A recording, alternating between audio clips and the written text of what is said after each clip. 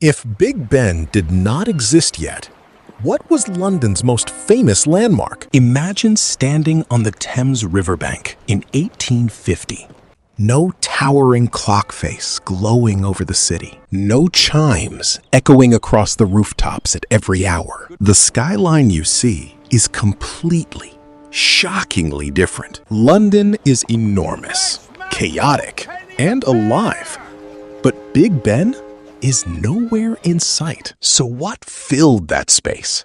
What did people look up at instead? The answer will surprise you more than you think. In the early 1800s, one structure dominated London's skyline above all others. St. Paul's Cathedral, designed by Christopher Wren, ruled the horizon. Its great dome rose high above every rooftop and chimney stack. For over 150 years, it had been London's proudest and most recognized symbol. Sailors returning along the Thames would spot that dome from miles away. It told them they were finally home. Beside it stood the Tower of London, ancient and fortress-like on the riverbank. These two landmarks defined what London meant to the world. There was no clock tower, no golden hands turning above Parliament. That story had not yet begun. To understand Big Ben,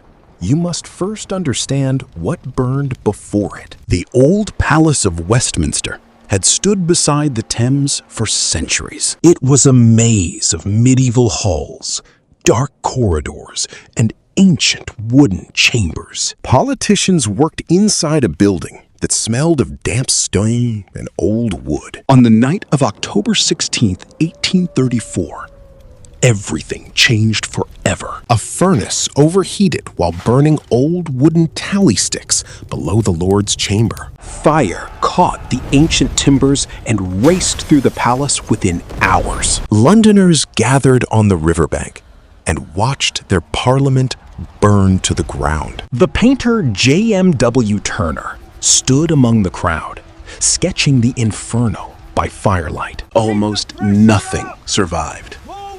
Westminster Hall alone was saved by desperate firefighters. London now had a jagged, blackened ruin where its parliament once stood. A new palace would have to be built from scratch on that same spot, and with it, architects would eventually design a tower that would change everything. While architects debated new designs, London's ordinary people had more urgent concerns. The city in the 1840s and 1850s was home to nearly 2.5 million souls. It was the largest city on Earth, and it showed in every crowded alleyway. Streets were unpaved in poorer districts, turning to rivers of mud after rain. The smell of horse dung, coal smoke, and river sewage hung over everything. Fog settled most mornings, thick and yellow, from thousands of burning coal fires. Gas lamps flickered at street corners, casting dim pools of orange light. But beyond the fog and filth, London pulsed with extraordinary, restless energy. The West End told one story. The East End told another entirely. In Mayfair and Belgravia, wide streets were swept clean every morning. Wealthy families lived in tall Georgian townhouses with polished brass knockers. Servants answered every door. Parlors gleamed with candles and fine china. Ladies in silk dresses stepped carefully into lacquered horse-drawn carriages. Gentlemen wore top hats, frock coats, and carefully tied silk cravats. Children of wealthy families were tutored at home and kept indoors from the cold. Life in the West End felt ordered, perfumed, and deliberately beautiful. Cross the city eastward, and the world transformed entirely. Whitechapel and Bethnal Green were packed with families sharing single rooms. Entire households cooked, slept, and worked within the same 4 cramped walls. Clothing was patched, layered, and bought secondhand from street market stalls. Children wore smaller versions of adult clothes, no special garments existed for them. They ran barefoot through the alleys when shoes wore through. Laundry hung between buildings,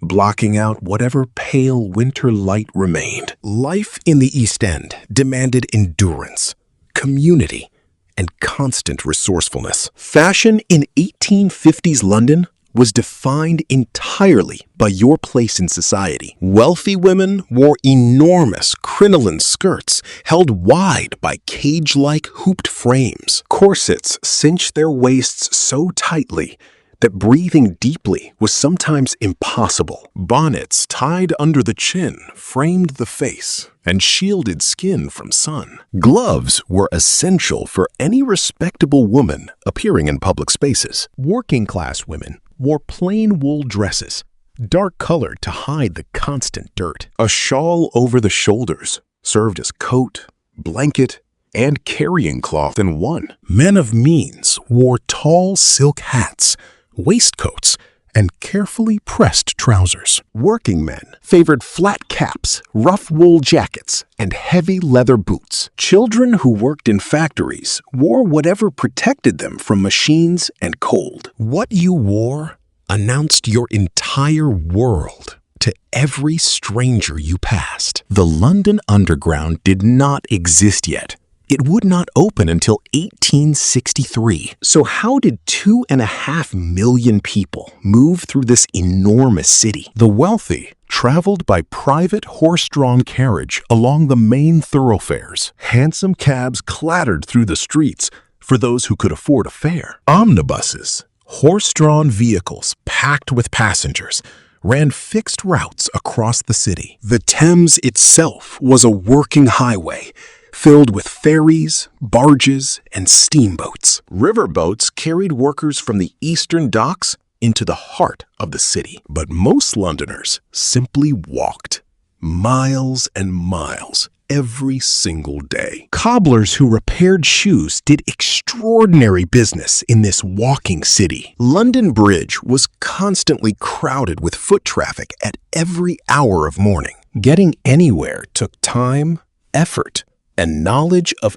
every shortcut through the alleys. London's markets were the heartbeat of ordinary daily life in the 1850s. Covent Garden overflowed each morning with flowers, vegetables, and fruit sellers. Vendors shouted prices at dawn while the city was still wrapped in gray fog. Smithfield Market, in the north of the city, handled meat on a tremendous scale. Live cattle were driven through city streets to the slaughterhouse before dawn. Street sellers pushed carts through neighborhoods selling hot pies, oysters, and eels. A penny pie was filling.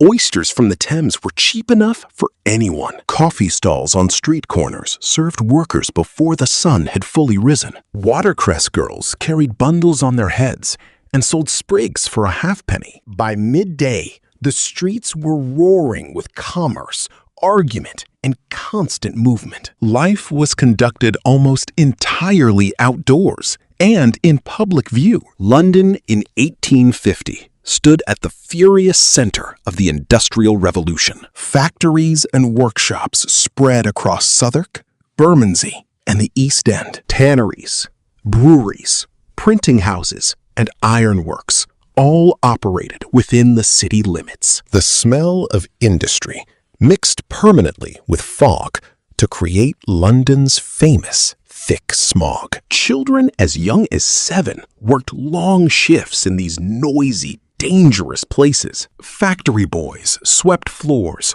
cleaned machinery, and ran errands through the grinding noise. Chimney sweeps were often small boys forced up narrow flues by their masters. Charles Dickens had written about these children.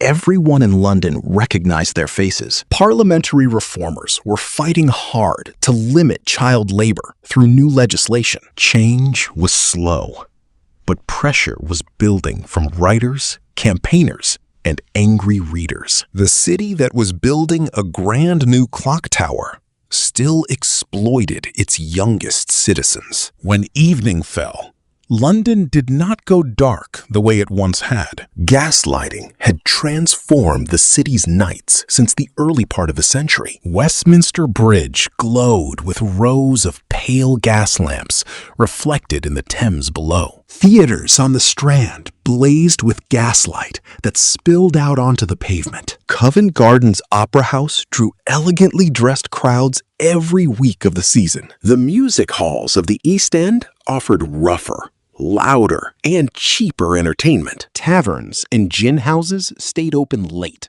packed with workers escaping their cold rooms. The night watch still patrolled dark alleys where gas lamps had not yet reached. London at night was both glorious and dangerous, depending entirely on which street you chose. Construction of the new Palace of Westminster began in earnest during the 1840s. The architect Charles Barry designed the grand Gothic Revival structure rising along the Thames. At the north end of the palace, a tall clock tower was part of the original plan. The great bell inside the tower was to be called Big Ben, though no one fully agrees why. The tower itself was completed in 1858. The great clock began keeping time on May 31st, 1859. For the first time, a mechanical giant marked London's hours from a riverside tower. Londoners stopped and stared.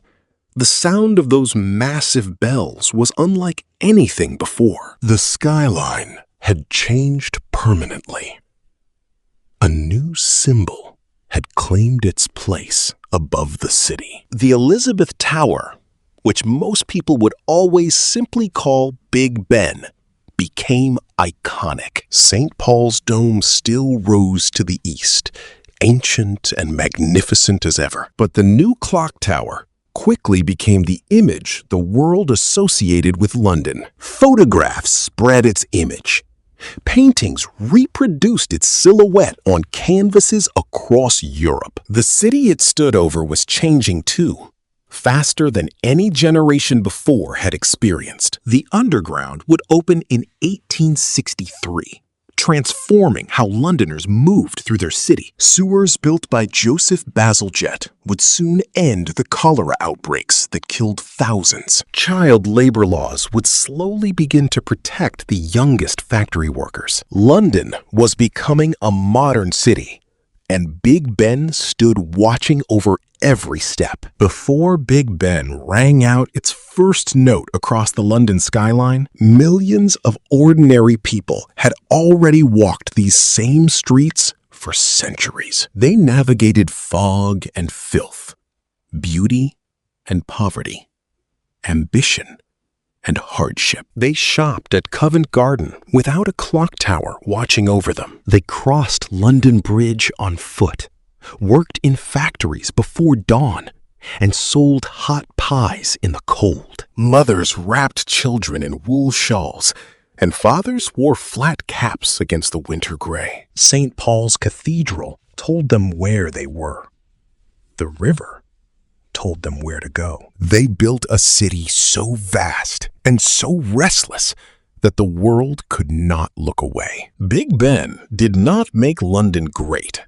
London was already extraordinary long before the first chime. The tower only gave the world a new way to recognize something that had always been there. A city of millions, living fiercely, surviving brilliantly, and never once standing still. A city of millions, living fiercely, surviving brilliantly, and never once standing still.